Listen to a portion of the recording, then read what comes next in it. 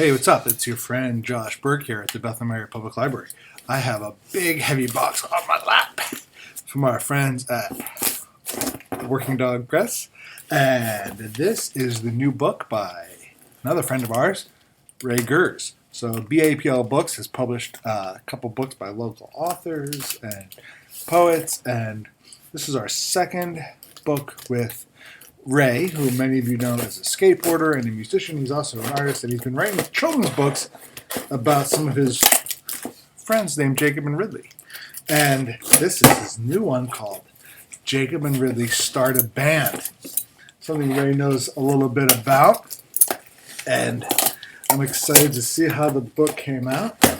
You can get a copy of it at the library on November 26th. I'll share some more info on that.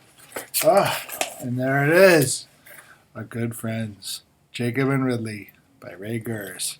I happen to know, there he is rocking out. I happen to know another friend of ours makes an appearance in here. Maybe you'll recognize him.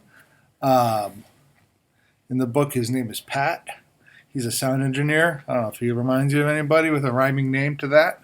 But Jacob and Ridley, you know, good friends, good buds, good skaters. Now they're ready to rock.